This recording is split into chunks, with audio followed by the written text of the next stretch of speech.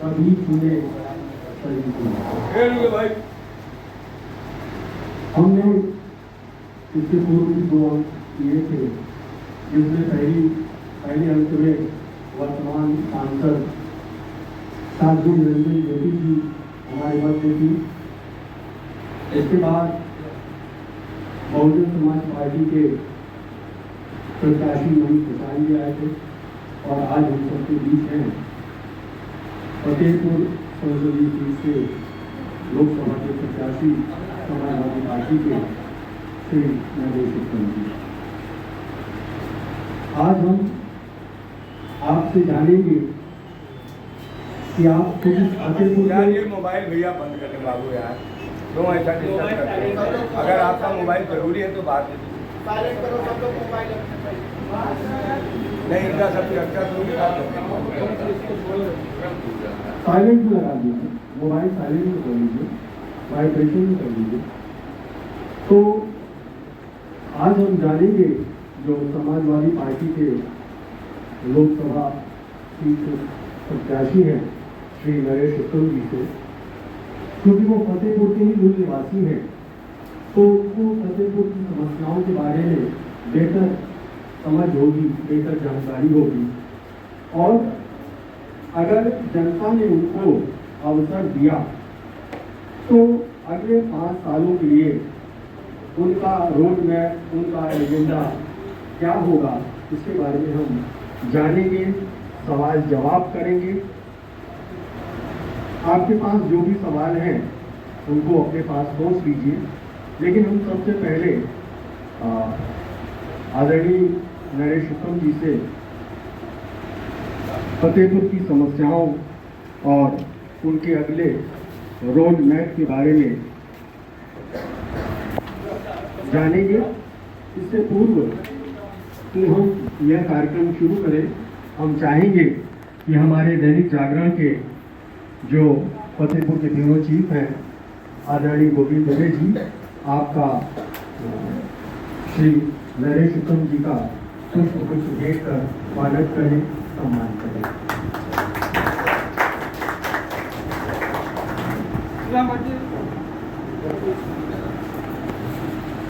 पुष्प रूप में भावनाएं ढेरकारी हैं। पुष्प भले ही थोड़े से गर्मी के कारण मुरझा गए हो, लेकिन भावनाएं जीवित हैं, सजीव हैं।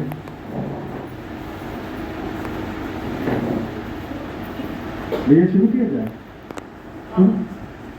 तो अधिक विलंब न करते हुए क्षेत्र में भी जाना होगा, तो हम माइक उन्हीं के हाथों में देते हैं और उनसे आग्रह करेंगे कि फतेहपुर की समस्याएं और आगे आने वाले 5 वर्षों का रोड मैप और एजेंडा के बारे में हम सबको जानकारी दें। उसके बाद सवाल जवाब होंगे। आदरणीय नरेश उत्तम जी। धन्यवाद। गोविंद जी द्वारा जागरण चर्चा पर मुझे आमंत्रित किया गया, मैं आपका धन्यवाद ज्ञापित करता हूँ। और जागरण चर्चा के माध्यम से भारत के लोकतंत्र की मजबूती के लिए, संविधान सम्मत काम के लिए आपने ये चर्चा शुरू की है। ये बहुत महत्वपूर्ण चर्चा है। इसी चर्चा से भारत के लोकतंत्र को मजबूती मिलेगी और संविधान सम्मत काम होंगे। मैं नरेश चंद्र उत्तम पटेल, ग्राम लहरी सराय, मजरे सराय धर्मपुर, थाना जहानाबाद, तहसील दिल्ली, जनपद फतेहपुर का मूल निवासी हूँ। मेरा गांव विधानसभा जहानाबाद के अंतर्गत आता है। मैं पिछले 44 साल से पब्लिक की सेवा में राजनीति में हूं। 44 वर्ष पहले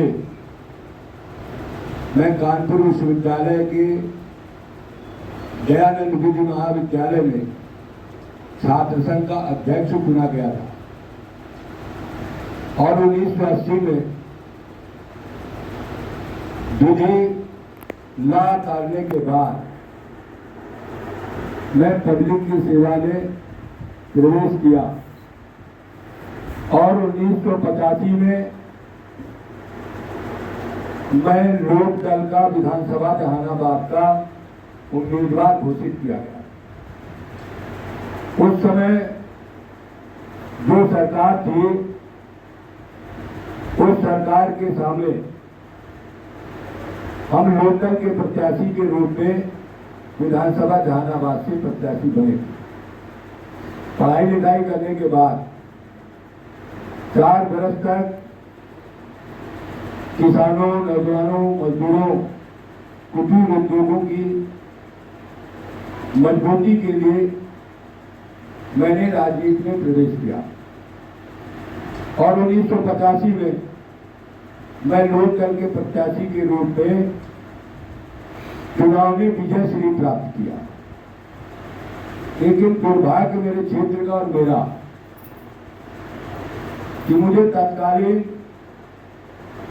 ARO द्वारा पहले 669 से घोषित किया गया जीत का, और सारे लोग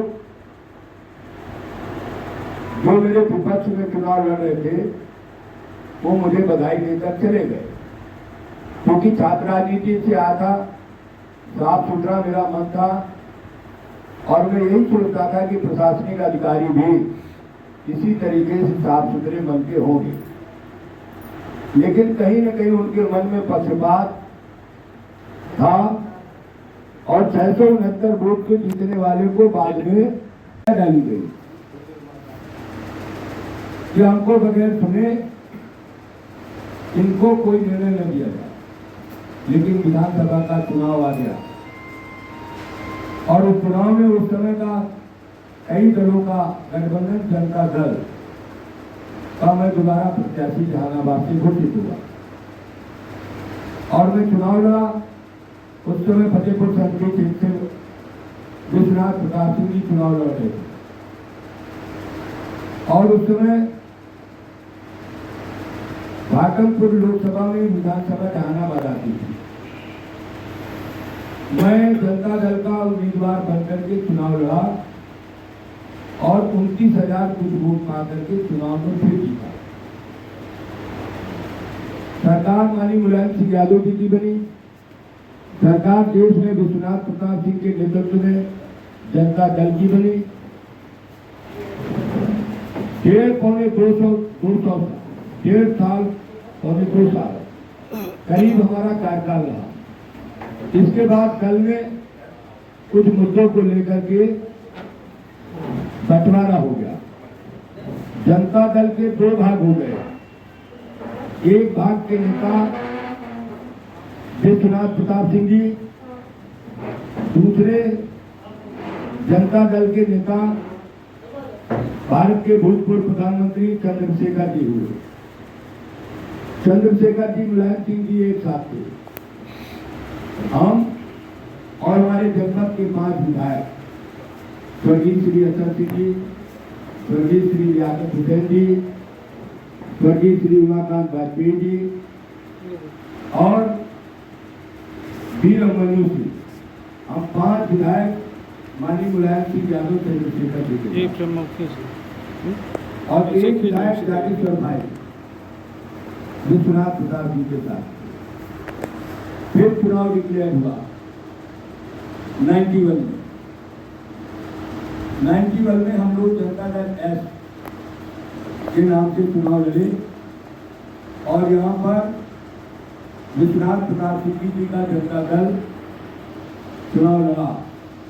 सवाल तो लेना ही है। दूसरा मेरी कुछ आशंकाएं हैं, उसको मैं, क्योंकि आप समाजवादी पार्टी के प्रदेश अध्यक्ष भी रहे हैं अभी तक, तो मैं उस पर आपसे जरूर जानना चाहूँगा। समाजवादी पार्टी ने इस चुनाव में लगभग 1 साल पहले से ही एक वो PDA का फार्मूला अपनाया कि पिछड़ा, दलित और अल्पसंख्यक हम इन्हीं के आधार पर चुनाव लड़ेंगे और हम चुनाव जीतेंगे। तो आप क्या ये सवर्ण जो समाज है, क्या वो पहले ही से मान ले कि समाजवादी पार्टी ने या आपने हमारे वोटों की जरूरत ही महसूस नहीं की, आप सिर्फ 3 वोटों से चुनाव जीतना चाहते हैं और हमारे लोगों की आपको आवश्यकता ही नहीं, तो हम आपको क्यों वोट दें इस पर आप प्रकाश डालिएगा। एक आशंका और, वो हालांकि इस पर काम चल रहा है। वीपी सिंह जी जब हमारे यहाँ से लोकसभा में सांसद थे तो उन्होंने हमारे फतेहपुर की बहुत बड़ी समस्या इस शहर की तो सीवर लाइन योजना दी। वो योजना हमारे फतेहपुर में आई, उसका शिलान्यास हुआ, लेकिन उसके बाद वीपी सिंह जी ना प्रधानमंत्री रह पाए ना सांसद रह पाए। तो उसके बाद वो अपरिहार्य कारणों से मैं उन कारणों पर जाता हूँ ना ही और कोई बात करता हूँ, लेकिन सरकार मुलायम सिंह जी की ही थी। उस वक्त जो है यहाँ से वो योजना किसी अन्य जिले में ट्रांसफर कर दी, जहाँ तक हमारी जानकारी। तो आज वो योजना फिर से फतेहपुर में आई है और शायद उसमें कार्यान्वयन होने की उम्मीद भी है। तो कहीं ऐसा तो नहीं होगा कि आपकी सरकार आए, आपके एलायंस की सरकार आए और हम लोग फिर यहाँ से सीवर लाइन की योजना से महरूम रह जाए। इस पर मैं थोड़ा सा धन्यवाद सुधीर जी। पहला प्रश्न आपका है कि उच्च शिक्षा के लिए क्या किया, वो बात में आपके आने के पहले पूछी कि हमारा जिला इलाहाबाद कानपुर के बीच में, जब हम लोग चाहते थे कि यहाँ पर उच्च शिक्षा के लिए दूरी निकालने से फतेहपुर में जिला है, लेकिन जब से प्राइवेट शिक्षा को बंद किया गया तो यहाँ पर अनेक सेंटर हुए जहाँ हम लोग बैठे हैं। इस विद्यालय की विशेषता है, हमारा तो विद्यार्थी जीवन से यह प्रयास रहा है कि हमको अच्छी शिक्षा मिले और हमारे जिले को अच्छी शिक्षा मिले। जब तक गुणवत्ता परक शिक्षा नहीं होगी तब तक न व्यक्ति का संपूर्ण विकास हो सकता है न जिले का। अगर आप लोगों ने मौका दिया तो जो आपकी भावनाएं हैं उसी का दूर काम होगा शिक्षा के मामले में, और हमारा प्रयास होगा कि जो सरकारी तंत्र उसकी लापरवाही को रोका जाए और सरकारी शिक्षा को कर दिया तो सस्ती शिक्षा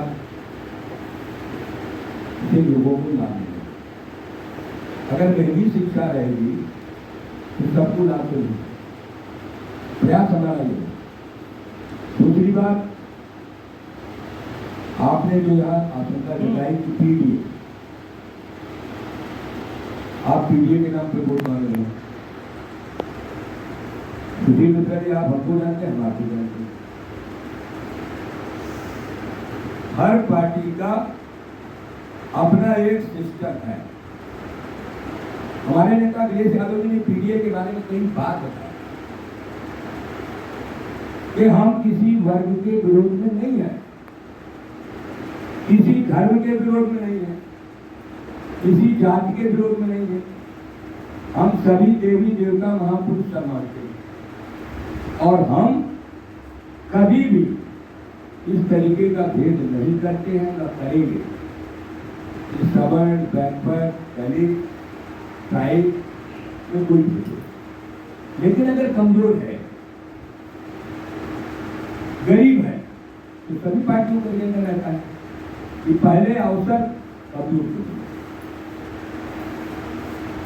उस कमजोर के अवसर पर हम डॉक्टर लोहिया के सिद्धांत कर सकते हैं कि विशेष अवसर का सिद्धांत का लागू करके कमजोर को थोड़ा ऊपर उठाने का काम सबका है, सबके बने है। सिस्टम अलग अलग हो सकता है, बोलने का तरीका अलग हो सकता है। और जहां तक इसमें भ्रांतियां विपक्ष के लोग, मतलब मैं सीधा बोल रहा हूँ, कोई बुरा न माने इस बात को, कि बीजेपी के लोग उसको दूसरे ढंग से अभिप्राय करते। भाई समाजवादी पार्टी तो दलित, पिछड़े, अल्पसंख्यक की बात करती है, अगड़ों की बात नहीं करती।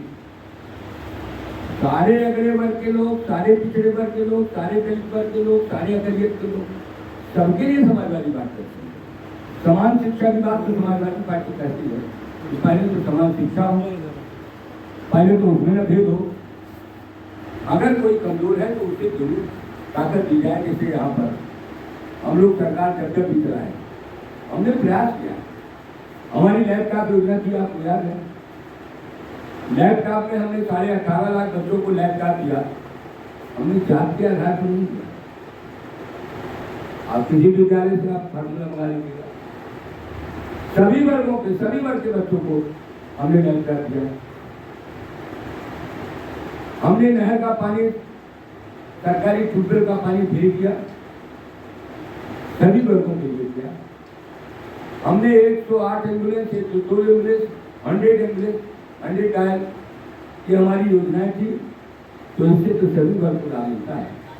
ऐसा नहीं कि 100 नंबर में, 108 नंबर में, 102 नंबर में कोई भेद है। जो भी हमने अभी तक जो किया हमारी राज्य सरकारों के सीमित संसाधनों में, वो सभी वर्गों के लिए। हमने छुट्टी समाप्त किया तो सबके लिए हुआ। हमारा कहीं से कोई ऐसा ध्यान नहीं है, न हमारे मन में पक्षपात है कि हम सामान्य वर्ग को या पिछड़े वर्ग को या दलित वर्ग को कहीं से कोई परेशान करेंगे। हम उन सब लोगों का सम्मान करते हैं जो समाज के अगुवा, उन्हीं से शिक्षा लेकर के, उन्हीं से ज्ञान लेकर के, उन्हीं से बात करके पहली प्राथमिकता होती है कमजोर की मदद करना। आप भी अपने घर परिवार में करते, परिवार में रिश्तेदार है, बहन है, बहनोई है, जहाँ जिसको कोई कमजोर लगता है तो उसी की मदद करता है पहले। तो सबकी मदद करते हैं, तुझे देते हैं, ऐसा आपके मन में नहीं होना चाहिए। ऐसा कीजिएगा बात। थोड़े वोट से फिर हार गया और मेरे खिलाफ मेरे ही क्षेत्र के, मेरे ही साथ के रहने वाले मदन गोपाल वर्मा जी चुनाव जीते। चुनाव जीतने के बाद वो सपा बसपा की सरकार में शामिल हो गए। इसके बाद ये सिलसिला चलता रहा। 1996 में फिर चुनाव हुआ। 4 साल के अंदर, 6 साल के अंदर 4 बार विधानसभा का चुनाव हुआ। हर 1.5 साल में विधानसभा का चुनाव। हम सामान्य घर में पैदा हुए, किसान के घर में पैदा हुए, छात्र राजनीति से आए और 6 साल में 4 विधानसभा चुनाव लड़ना बड़ा कठिन काम था। लेकिन मुझे विधानसभा जहानाबाद के जनता का आशीर्वाद था। तन से, मन से, धन से मुझे फिर चुनाव लड़ाया और उस समय बहुजन समाज पार्टी से समाजवादी पार्टी 295 से अलग हो गई। बहुजन समाज पार्टी से सैयद कासिम हुसैन चुनाव लड़े और मैं समाजवादी पार्टी से चुनाव लड़ा। उस समय भारतीय जनता पार्टी के इलाही समता पार्टी से मेरे पट्टीदार, मेरे चाचा मेरे खिलाफ चुनाव में उतर गए और मैं उतने वोट से पराजित हुआ जितने मेरे चाचा को वोट मिले। 4200 में वोट मिले, मैं 3600 से हार गया। उसके बाद मैं जनता के चुनाव में कभी भी अपने को नहीं ला पाया। संगठन का काम करने लगा। संगठन का काम करते करते मैं समाजवादी पार्टी के संस्थापक मुलायम सिंह यादव जी की लोकसभा का प्रभारी, मैं समाजवादी पार्टी के आज के राष्ट्रीय अध्यक्ष श्री अखिलेश यादव जी की लोकसभा का प्रभारी और संगठन के काम करते करते मैं विधान परिषद का 2006 में सदस्य हो गया और संगठन में काम करते करते 2012 में दूसरी बार विधान परिषद का सदस्य हो गया। संगठन में काम करते करते मैं तीसरी बार विधान परिषद का सदस्य हो गया। इसके बाद 2017 में जब चुनाव था, 3 जनवरी 2017 को मैं समाजवादी उत्तर प्रदेश का अध्यक्ष चुना गया। इसके बाद लगातार 6-7 साल मैं संगठन का काम करता रहा। 2022 में नया संगठन फिर बना, नई सदस्यता फिर चली और 2022 में मैं दोबारा संगठन का प्रदेश का अध्यक्ष चुना गया और अब 2023 के बाद 2024 है। 2024 में लोकसभा का चुनाव है। लोकसभा चुनाव के लिए मेरे मन में जिज्ञासा थी कि मैं उत्तर प्रदेश के दोनों सदनों का सदस्य रह गया। मुझे संसदीय अनुभव हुआ, राजनीतिक अनुभव हुआ। सेवा करते करते तो मेरे मन में आया कि मैं पार्टी फोरम में अपनी बात रखूंगा कि मुझे फतेहपुर लोकसभा से चुनाव लड़ाया जाए और ये बात मैंने अपने राष्ट्रीय नेतृत्व के सामने रखी और राष्ट्रीय नेतृत्व ने मेरी प्रार्थना को माना और मुझे लोकसभा फतेहपुर से समाजवादी पार्टी इंडिया गठबंधन का उम्मीदवार बनाया। और इंडिया गठबंधन समाजवादी पार्टी का टिकट प्राप्त करने के बाद 3 मई को मैंने अपना नामांकन दाखिल किया। मैं 44 साल से इस जिले के लगभग सभी गांवों में कहीं न कहीं किसी न किसी रूप में जुड़ा रहा और 3 मई के बाद से चुनाव की चर्चा शुरू हुई कि समाजवादी पार्टी का उम्मीदवार नरेश चंद्र उत्तम पटेल हो। और हम लगातार दिन रात अपनी यथाशक्ति के अनुसार जनता से अपील कर रहे हैं, प्रार्थना कर रहे हैं कि आप सबका आशीर्वाद मुझको मिले तो मैं इस जिले की सेवा में अपना पूरा जीवन लगाऊं। संगठन में काम करते उत्तर प्रदेश के 75 जिले में काम किया, लेकिन सबको अपने घर, अपने परिवार, अपने जिले की लगाव ज्यादा होता है। इसलिए मैंने फतेहपुर लोकसभा को अपना कार्यक्षेत्र चुना है और सबसे अपील कर रहा हूं कि आप इंडिया गठबंधन के प्रत्याशी नरेश चंद्र उत्तम पटेल को चुनाव निशान साइकिल पर बटन दबा करके लोकसभा का सदस्य बनाइए। इसी काम में मैं लगा हुआ हूं। इसी बीच गोविंद जी ने मुझसे फोन से बात किया कि हम जागरण चर्चा करते हैं और आपसे भी बात करना चाहते हैं। तो इन्होंने कहा कि हम कुछ लोगों से आपसे बात कराएंगे।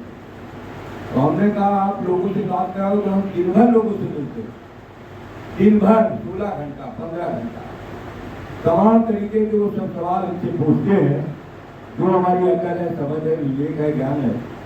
हम उनको जवाब देते हुए अपने काम को आगे बढ़ा रहे हैं। इसी बीच में आपसे मुलाकात करने का मुझे अवसर मिला।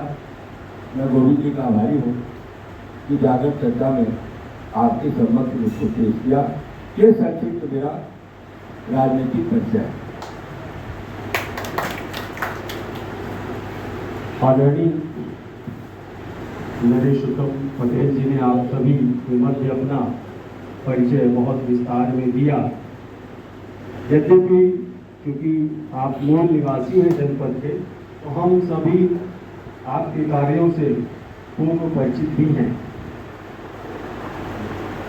हमारी जैसी इस कार्यक्रम की रूपरेखा है तो हम प्रत्याशी से फतेहपुर की जन समस्याओं और उनकी प्राथमिकताओं, एजेंडा। पहले अपना परिचय दे दूं। मेरा नाम कुलदीप सिंह भदौरिया है और मैं आपके विधानसभा जहानाबाद विधानसभा के अरगल गांव का मूल निवासी जी। तो 2 प्रश्न हैं मेरे। पहला प्रश्न ये है कि जैसे आपका विधानसभा क्षेत्र की जो अर्थव्यवस्था है कृषि प्रधान है, वहाँ उद्योग धंधों का कोई वो शून्य है, तो क्या आपके एजेंडे में वहाँ उद्योग लगाने का, क्योंकि आप प्रदेश अध्यक्ष रहे हैं और आप कोई सामान्य नेता नहीं है, आपकी बहुत ऊंची पहुंच है, राष्ट्रीय अध्यक्ष जी तक भी पहुंच है। और अगर आपके मन में ये संकल्प आ गया तो मुझे लगता है कि सरकार बनी, यदि कुछ ऐसा हुआ तो आप लाभान्वित अवश्य कर सकते हैं। तो पहला प्रश्न ये है कि जहानाबाद विधानसभा क्षेत्र में उद्योग धंधों के बारे में आपके मन में क्या कुछ है। और दूसरा, चूंकि मैं गंगा जागरूकता, गंगा स्वच्छता जागरूकता से जुड़ा हुआ हूँ और गंगा में जो गंदगी है उसका बहुत बड़ा कारण है उद्योग धंधों से निकलने वाला जो अवशिष्ट है, अपशिष्ट है, वो गंगा में जाता है। तो क्या इस संबंध में, चूंकि जो वर्तमान सरकार है उसकी ये प्राथमिकताओं में है, लेकिन हम देखते हैं कि विपक्ष में बहुत लोग इस बारे में बात नहीं करते। लेकिन आपने गंगा जमुना का जिक्र किया कि हमारे इस दोआब में एक तरफ गंगा जी बहती हैं तो दूसरी तरफ यमुना जी, तो क्या गंगा स्वच्छता भी आपके एजेंडे में रहेगी? बस ये धन्यवाद कुलदीप जी। मुझे बेहद खुशी हुई कि जहाँ के हम रहने वाले हैं वहीं आपका भी जन्म स्थान है और पत्रकारिता जगत में आप हैं। पहले हम घाटमपुर लोकसभा के अंग थे, विधानसभा जाना। अब हम फतेहपुर लोकसभा में जहानाबाद विधानसभा का भाग हो गया। हमारा जिला इलाहाबाद कानपुर के बीच में पहले भी बहुत सी योजनाएं, हमारे जिले की योजनाएं बड़े महानगरों में, इस बात का हम विपक्ष के कार्यकर्ता होने के नाते बात को उठाते। और मैं उत्तर प्रदेश समाजवादी पार्टी का संगठन का अध्यक्ष सबसे बड़ा, ये हमारा दुर्भाग्य है कि हम लोग सत्ता में नहीं हैं। 22 में हम लोग बिगड़ गए और केंद्र में 2019 में जो चुनाव हुआ उसमें नहीं। जहां तक विधानसभा जहानाबाद के औद्योगिकीकरण करने का प्रश्न है, हमारा पहला प्रयास होगा कि पहले खेती को ताकत मिले, कृषि को ताकत, क्योंकि एग्रीकल्चर ही एक ऐसा सेक्टर है जो भारत की बेरोजगारी को खत्म कर सकता नहीं बल्कि कम कर सकता। और हमारा प्रयास होगा कि जो हमारा एग्रीकल्चरल एरिया है वो कृषि क्षेत्र, सिंचाई से, आवागमन के साधनों से और किसान की लागत घटाने के इंतजाम हो। अगर मुझे मौका मिलता है तो मैं भारत सरकार के समक्ष अपने विधानसभा जहानाबाद के साथ साथ पूरे जिले की सभी विधानसभाओं खेती को विशेष अवसर का लाभ दिया जाए और खेती को पहले मजबूत किया जाए, इनकी लागत घटाई जाए। जिस दिन ये लाभकारी खेती हो जाएगी तो हमारे देश की बेरोजगारी में भी बहुत भारी गिरावट आएगी। जहां तक औद्योगिकीकरण की बात है, हमारा देश बड़ी जनसंख्या वाला है। बड़ी जनसंख्या को रोजगार चाहिए। रोजगार के दो सेक्टर हैं, एक कृषि और एक उद्योग धंधे। जो कुटीर उद्योग है, कुटीर उद्योगों को जब तक बढ़ावा नहीं मिलेगा तब तक हम बेरोजगारी को कम नहीं कर सकते। हमारा प्रयास होगा कि हमारे जिले में कुटीर उद्योग धंधों का जाल बिछाया जाए, उस जाल से हर हाथ को काम मिलेगा। जब हर हाथ को काम मिलेगा तो बेरोजगारी दूर होगी, जब बेरोजगारी दूर होगी तो गरीबी दूर होगी, गरीबी दूर होगी तो हिंसा कम होगी। इस सिद्धांत पर हम डॉक्टर राम मनोहर लोहिया, चौधरी चरण सिंह को, मुलायम सिंह जी को मानने वाले हैं।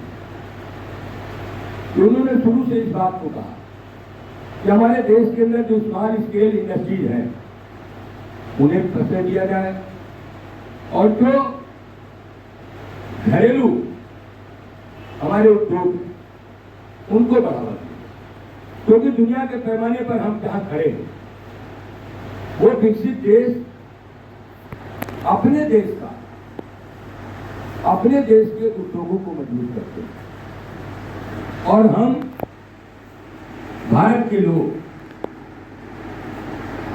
प्रयास करते हैं कि हमारे यहां भी बेरोजगारी दूर हो जाए, लेकिन हमारा सार्थक प्रयास नहीं। हम बड़े उद्योग लगाने के बारे में सोचते हैं कि हमारा देश बड़े बड़े उद्योग लग जाएंगे तो देश हो जाएगा। बड़े उद्योगों से जल्दी विकास तो दिखता है, लेकिन बेरोजगारी को बढ़ाता है।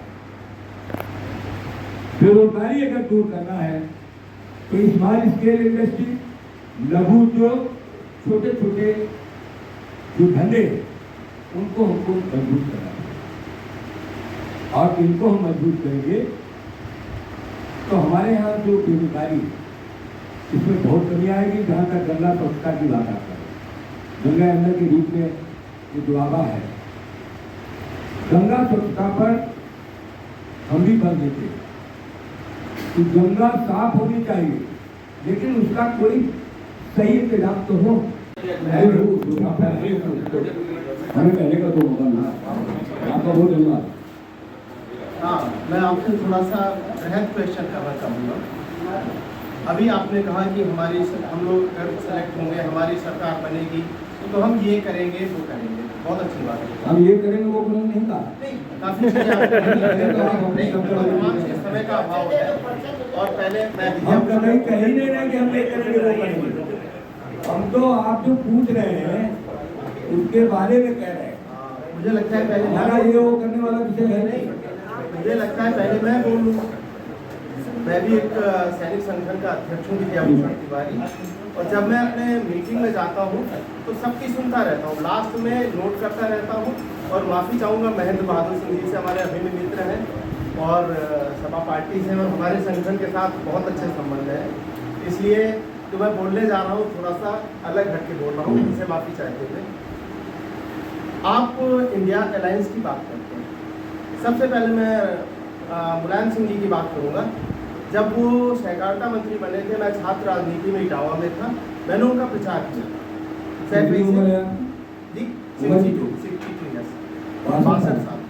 जब वो सहकारिता मंत्री थे तब हाँ, उस समय मैं ग्रेजुएशन कर रहा था KK डिग्री कॉलेज से, बैतपुरा में रहता था। 77 नहीं, 77 नहीं, अरे मेरी बात सुनो बाबू, यादव जी के टाइम पर।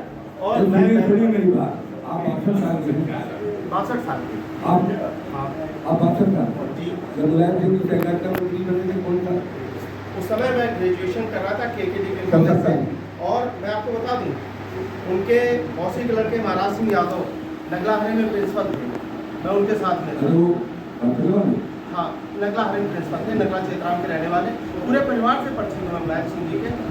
अब मैं आता हूँ मुद्दे के ऊपर बात। मैं डेट और आंकड़े से बात करता हूँ।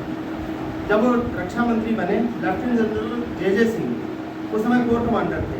उन्होंने कहा कि हम अकेले बोफोर्स से सियाचिन में नहीं लड़ सकते हैं, हमको टैंक्स वगैरह चाहिए खरदुमला में।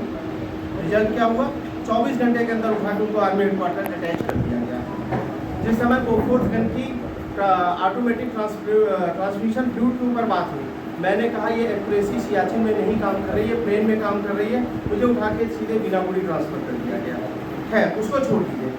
आज आप अलायंस इंडिया जो है, कहते हैं ना पांचों उंगली बराबर नहीं होती, लेकिन जब सबके उद्देश्य एक हो जाते हैं लड्डू को पकड़ना, तो पांचों उंगली एक हो जाती है। और जब लड्डू मुंह में चला गया तो फिर पांचों उंगली अलग हो जाती हैं। अलायंस का इतिहास जितना भी रहा है, अटल बिहारी वाजपेयी गवर्नमेंट को छोड़ के, क्योंकि इन्होंने जब अलायंस बनाया तो अपना प्राइम मिनिस्टर कैंडिडेट को डिक्लेयर करके बनाया। ममता बनर्जी अपना अलग एजेंडा लेके चल रही है, अखिलेश जी अपना अलग एजेंडा लेके चल रहे हैं, कांग्रेस एक अलग एजेंडा लेके चल रहे हैं। जिस समय मान लीजिए हम आपको सेलेक्ट भी करते हैं और आपकी 1/16 सीटें हैं टोटल। मान लीजिए नहीं करिए आप। नहीं महेंद्र बहादुर सिंह से मैंने पहले ही माफी किया, लेकिन आगे आप देखिए समाज के हित की जहाँ पर बात आती है, समाज के हित की बात आती है, आपके 2 विधायक, 1 चेयरमैन यहाँ पर है, उनसे कई सवाल पूरे कहाँ सवाल पूछो ना। अगर कर लेते हैं सवाल जवाब देने में आराम हो, जो आपका सवाल है वो बहुत उठाने वाला सवाल। अब आप देखिए मैं ये कह रहा हूँ, फिर वही एक बहाना आ जाएगा कि भाई हमारी तो सुनी नहीं जाती है, इससे कैसे दूर करें? आप मेरे उत्तम प्रश्न है, 10 मिनट आप 20 मिनट चलते हैं, 20 मिनट चलते हैं। आप मानी मुलायम सिंह यादव जी के पड़ोसी रहे हैं। मानी मुलायम सिंह यादव जी का आप इतिहास तो जानते ही हैं, पड़ोसी रहे हैं। मानी मुलायम सिंह जी की इतिहास ये है कि जो मुलायम सिंह जी ने कहा वो किया, इसलिए मुलायम सिंह जी। दूसरी बात, एक आपने और मोटी बात पूछी कि आप इंडिया अलायंस में प्रधानमंत्री का चेहरा आप पूछ रहे हैं ना, Akhilesh Yadav is the best face of India गठबंधन नहीं प्राइम मिनिस्टर की। Akhilesh Yadav is the best face. यानी बारात का दूल्हा वही रहेंगे। हमको आप एमपी बनाओगे तो करके भी दिखाएं। चलिए ठीक है, आप प्रदेश अध्यक्ष रहे हैं तो अखिलेश जी के अलावा और नाम किसका लेंगे? तो अपने भी लोगों का नाम लेंगे और जिनको जानते हैं उन लोग बनाना चाहेंगे। चलिए आखिरी सवाल। बहुत बहुत धन्यवाद, आपको शुभकामनाएं। आपकी बात जिला अध्यक्ष युवा विकास समिति फतेहपुर के मित्र से होगा।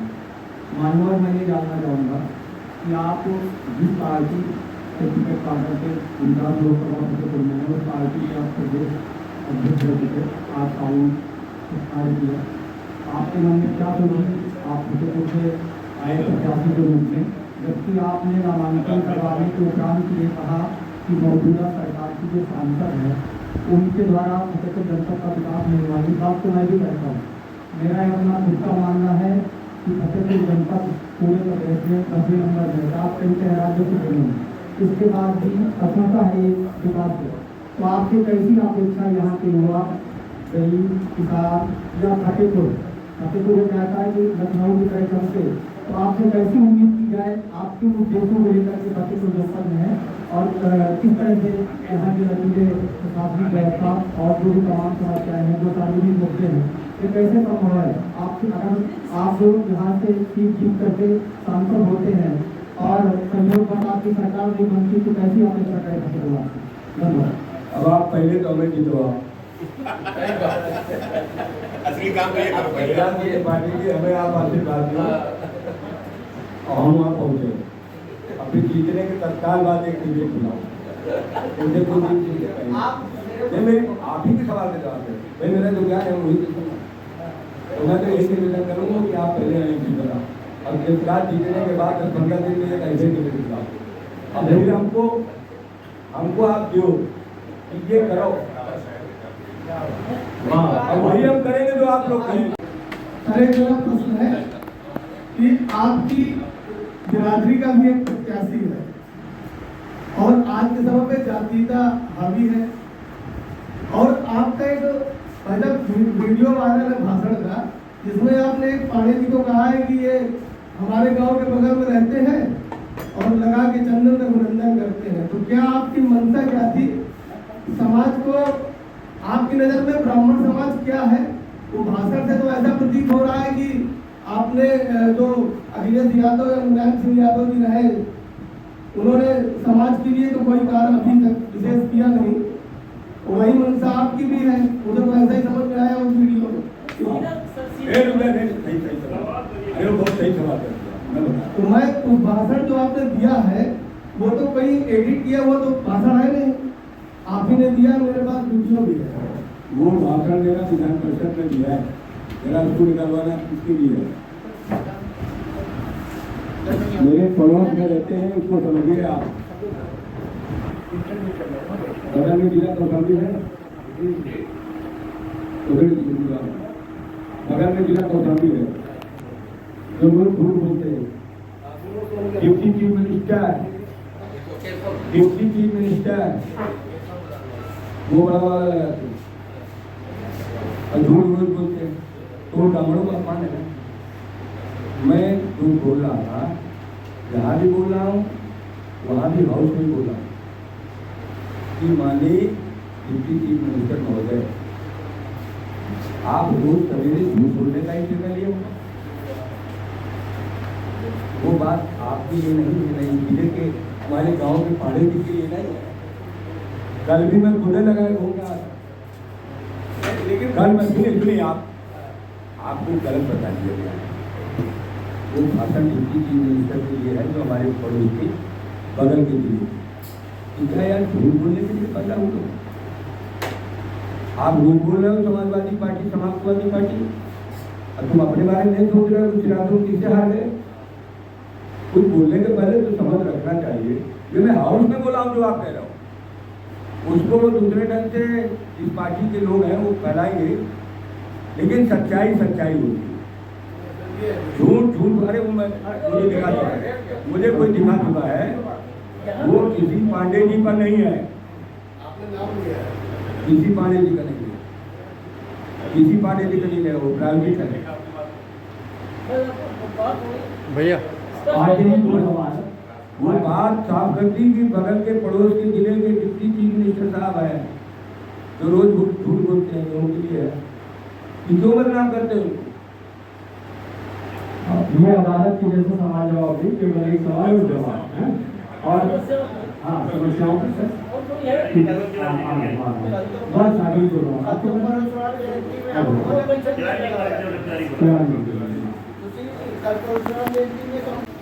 विदेशी माल आयात किया जाए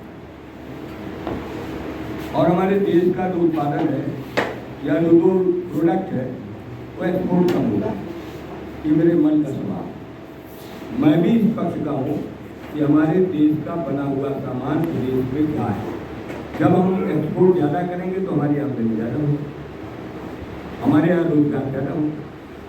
और जब हर चीज़ आयातें करेंगे तो हम हाथों को बेकार करेंगे, हम बेरोजगारी को खो सकेंगे। तो मैं आपको इतना ही आश्वस्त करना चाहता हूँ कि जो भावना आती है कि हम यहाँ स्मॉल स्केल इंडस्ट्री लगा करके लोगों को मत दे करके जो बात तय करेंगे, जो प्रोडक्ट बनाएंगे उसको ज़्यादा से ज़्यादा एक्सपोर्ट करने का प्रयास करेंगे। और यहाँ तक पर्यावरण की बात है, हमारे नेता अखिलेश यादव जी पर्यावरण के हित है, आपको जो भी जानकारी हो वो पर्यावरण के हित है और उनकी पढ़ाई लिखाई देश विदेश दोनों की।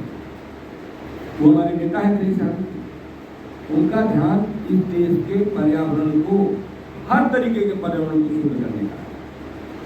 आप भरोसा करेंगे अगर मौका मिल गया तो ये लगेगा कि सही हाथ पर सही काम होगा।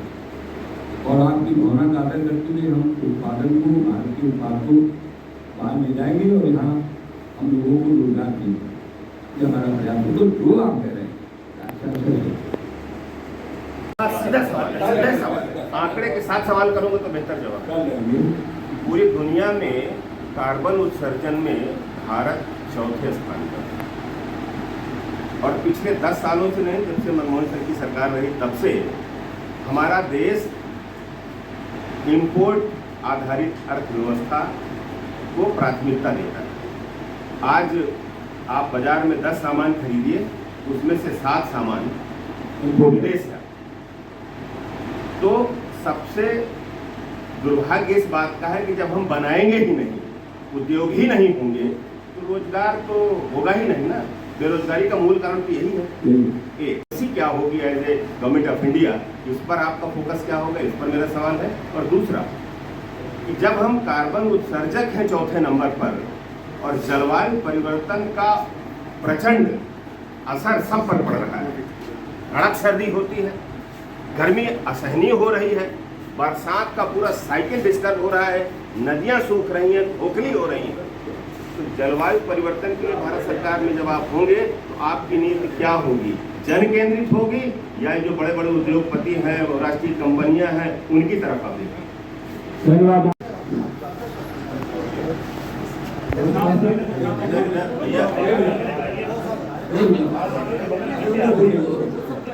रुको रुको,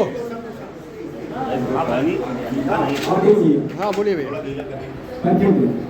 नमस्कार सर, मेरा नाम अनिल त्रिपाठी है।